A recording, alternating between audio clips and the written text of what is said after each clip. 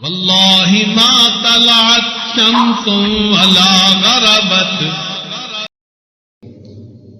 حسن بصری رحمۃ اللہ فرماتے ہیں کہ جب اللہ تعالیٰ نے آدم اسلام کو دنیا میں بھیجنے کا فیصلہ کیا تو فرشتوں نے پوچھا کہ اے اللہ، زمین تو چھوٹی سی ہے اور اولاد آدم تو بہت ہوگی، یہ کیسے رہیں گے؟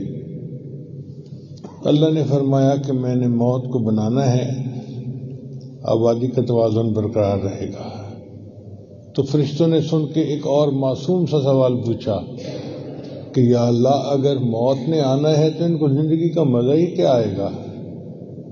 اللہ نے فرمایا میں امید کو پیدا کر دوں گا، لہذا پتہ بھی ہوگا کہ موت آنی ہے مگر امید اس کو زندہ رکھے گی۔ ایک تیسری وجہ کہ انسان موت کے بعد اللہ تعالیٰ سے ملاقات کر سکتا ہے، موت سے پہلے ممکن نہیں ہے۔ چنانچہ حدیث پاک میں ہے کہ حضرت ابراہیم علیہ السلام کے پاس ملک الموت آئے اور انہوں نے آ کر پوچھا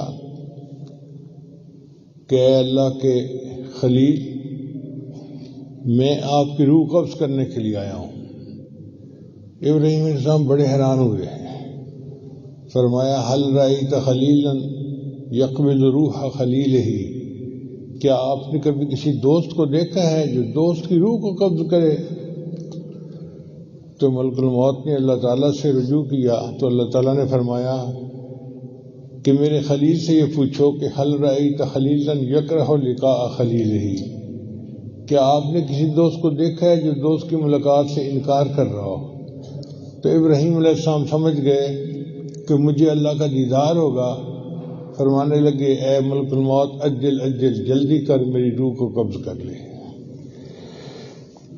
پھر ایک اور بھی ہے کہ مرنے کے بعد نیک لوگ جو ہیں ان کو نبی علیہ الصلوۃ والسلام سے اور صحابہ کرام سے ملاقات ممکن ہے۔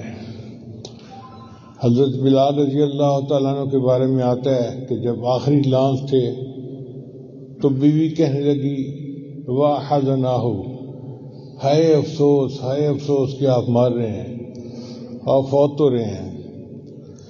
تو انہوں نے فرمایا کہ یوں نہ کہو بلکہ یوں کہو وا تراباہ، ہائے کتنی اچھی بات ہے، غدن القا محمد و اصحابہ، کل میری ملاقات ہوگی نبی اسلام سے اور ان کے صحابہ سے۔